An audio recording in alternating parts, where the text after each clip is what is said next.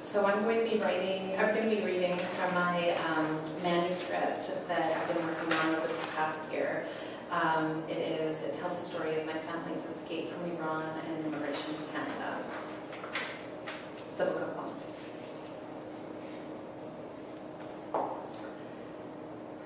Picture this. We had wide open spaces, desert wind blowing in our hair. We had carefree laughter, cheer, British invasion mixed with Persian heritage.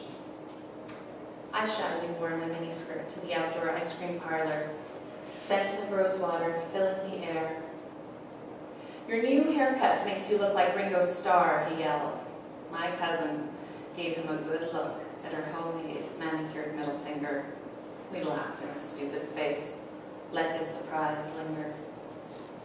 We had light breezes upon the garden fountain, ancient turquoise blue, hand-painted tiles, artwork artifacts beneath the surface of the water. Then a shot in the rain, and nothing was the same. They had guns pointing at their friends, neighbors giving names lest they be blamed, angry political street chants, batons beat pepper spray. I wore my miniskirt to the dance.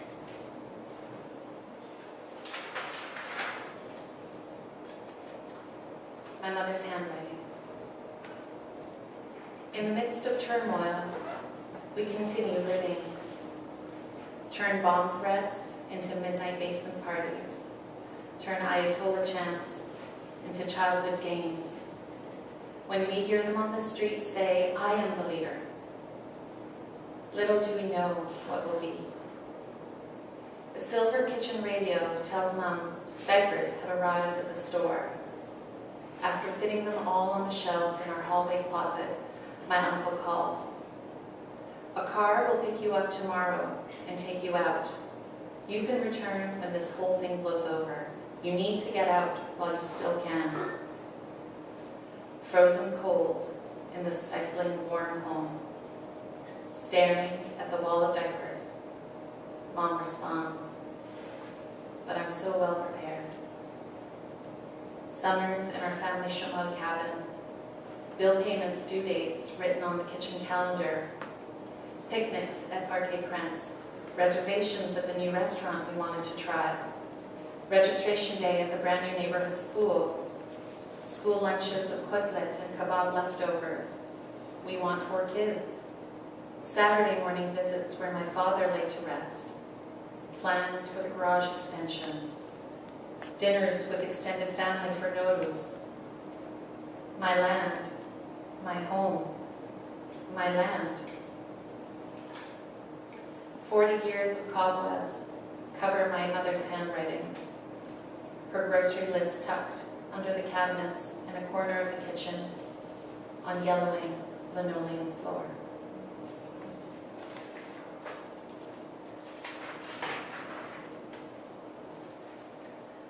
God's country. Dawn broke the desert sky as we crossed the border into new territory. In my ribcage, all night, I was holding the dreaded anticipation of the border guard exchange with my parents. Everyone could feel it. In their lungs, on their chest, its tight grip on the flow of oxygen in the clenched corners of the Volkswagen bus, a vice. Muffled, tense words at the state line, guards peering in the car. We crossed into safety, breathing. Hiding pearl white earrings and pistachio shells, you turned to me, pretending you were not crying. Your grief now had room in my ribcage. I held it, with you, from you, for you. Give me all of it, if only my 2-year-old body was not so small. Looking for answers, the peach-skinned sun spoke to me softly. Will we ever be back home? Dad's laughter rolled with his tears. Let's pretend this is not the end.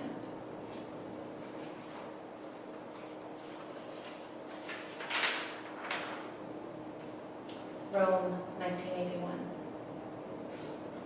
We left Hebron so swiftly that morning. Doors and windows barred, everything left to dust. Friends who stayed back kept a watchful eye, so squatters, greedy religious right, wouldn't forge papers and call our home their own. Those lucky Romans. Home was still their home, land their father, language mother tongue, under their grandparents' sky, not at the mercy of consulate red rubber stamps. We walked the starlit streets of Rome, navy midnight air holding us, quiet. Our footsteps broke silence, echoed, bounced off terracotta tiles, balconies, balustrades. Dad whistled. It echoed back. Sing, he said. My voice carried over the homes, spilled onto streets, past railway lines, rippled along rivers, climbed mountains, carved canyons, made its way back to our first family home. My voice echoed in empty rooms, muffled upon sunken chairs, traced framed family photos, water-stained baseboards, climbed into my empty crib. My voice, lonely, without a home. Berlin, 1980. Trying to mend this broken dream with raffia is exhausting, but that is all they seem to have at their German night markets. Adorning our rental apartment with pale blue flowers picked along schoolyard fences, I find eyelet ribbons to make a bow, burn candles to mask the smell of cat pee. An open smile to neighboring strangers should at least scratch their cold climate ice-thick stares. But little do they want to do with us from foreign countries.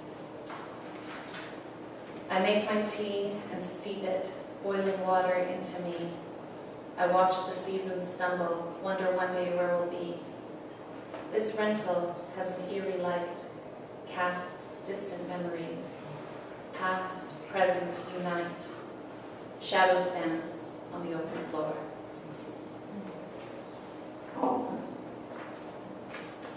This is a suite. Nalleville Road. 1.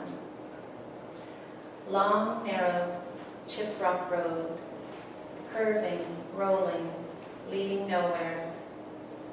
Fireflies dance with dusk. Air emanates stillness. Silence cloaks nightfall. Tall, narrow, clapboard houses spring along street shoulders. Fields forever on either side. Friends, neighbors, your family for decades. Keep a polite distance. Always heed the call for support. Endless sky above, scattered with stars. Not another light nearby. Homestead, where my husband and his ancestors were born and raised. Hard-working, church-going, hard-loving parents. Everyone coming in from the cold after a long day at school and work, topped off with time spent at the rink for practice or a game. Home, always warm, smells of beef barley soup and baked potatoes. Someone turns on the CBC. Everyone gets ready to sit at the table to share a meal. Happy dogs paw at the family's feet, tails wag and thump on walls and floors. The house glows an amber, warm light onto the cold white snow outside as night falls on the quiet little town.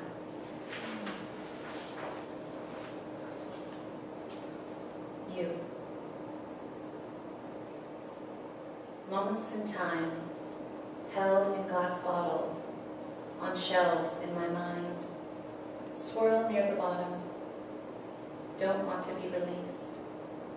They make me. Sometimes I wander up there, play each moment to find you, the ones you were robbed of being. The aunt who never stopped singing, the carefree mother, the father who was never scared, the grandmother who was never lonesome, the family who never endured racism, alienation. Thank you.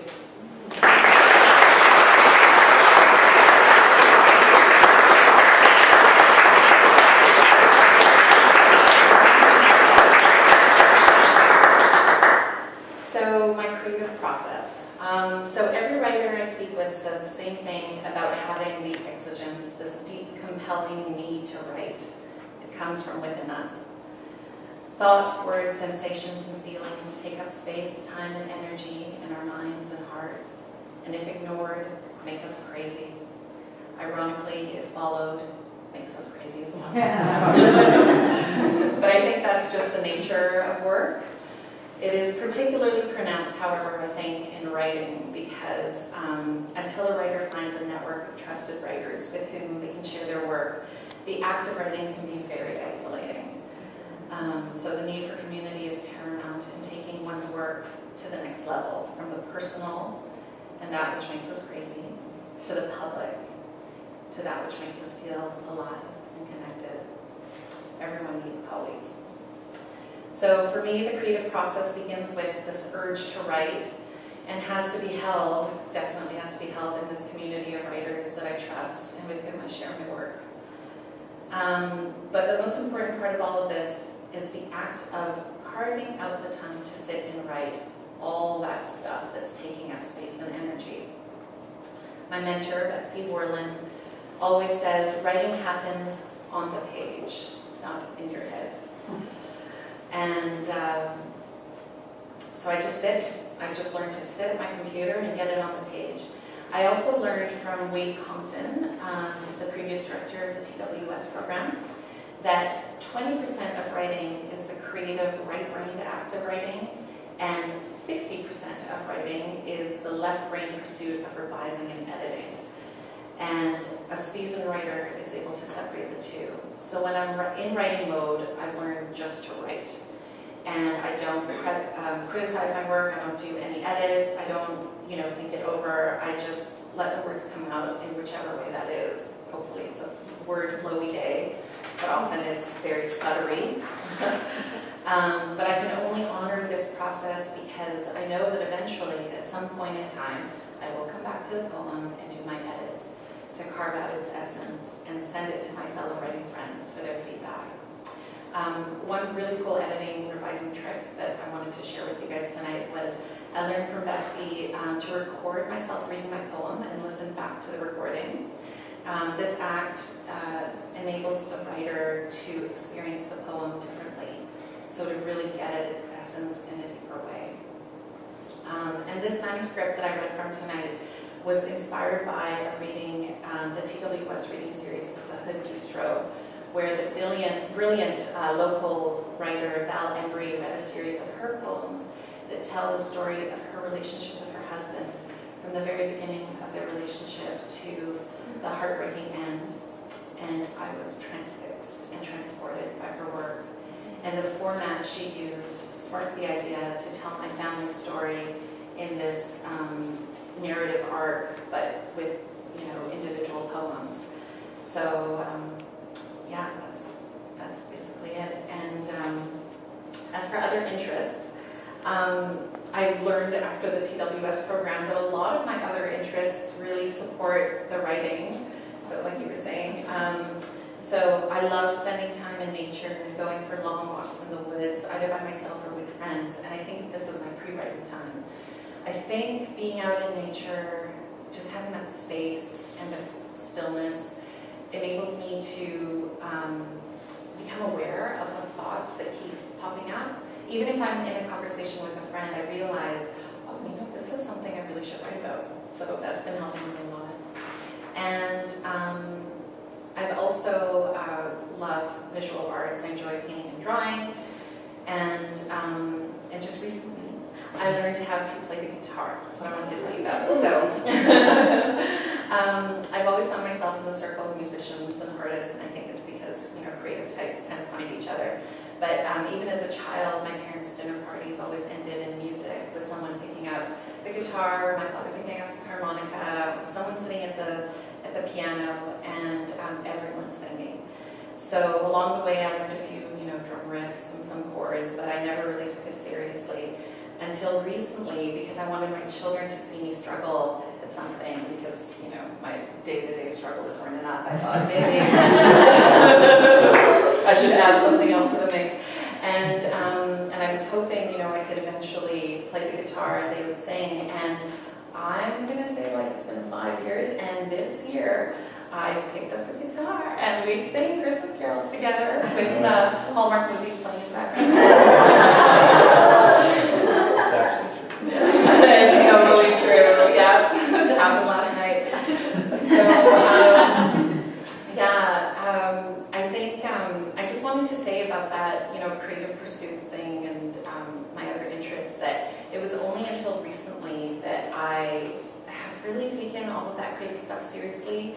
And I think it's because, I don't know if it's the immigrant, you know, desire to find stability and wanting to do, you know, wanting so badly to have that solid, steady life, you know, find a job with hopefully a pension, that always made me push that part of me away. Like, it was fine when I was little, but when I became older, I needed to, you know, get serious and live out this dream of probably stability that I had wished my parents had had a chance to live out.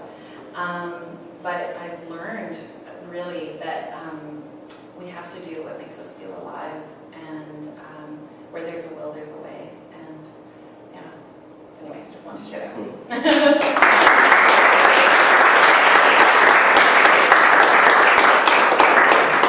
Thank you. If anyone has questions. Yeah. I just want to ask about, because your story or your book is about such a personal event in your life and also your family. What kind of sort of reconciliation have you had with your family?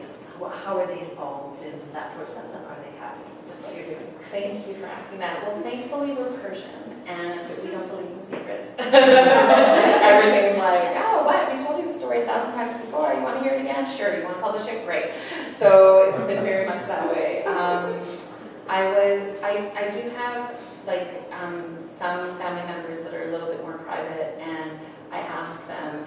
The response I got was, oh, you know, my dad doesn't read poetry anyway, so you're fine. And then when I asked, you know, my uncle, he was like, oh, sure, doesn't matter, we don't read poetry anyway. So yeah, so it's all good. So yeah, thankfully I never had that. And also I have an aunt who wrote a memoir, and so I think she kind of paved the way too. So perfect. Yeah, that was good. Yes. Have you shared any of these poems with another kind of strong Persian community? Like, have you put these out into the larger community? No, you know what, I haven't. And it's interesting that you say that, because recently I was thinking about how we're such a diverse, I think because of the revolution, and it's been, you know, I'm 40 now, so it's been 40 years that this government's been in place. There's such this diaspora that was created. We have so many different experiences as Iranian people. And this is really just mine and my family's, and I'm really cognizant of that. And so I haven't, but I will. I would like to, yeah, I think I felt like it was really important to have that little piece written in the beginning, somewhere in the book, about that I understand that this is, you know, our experience.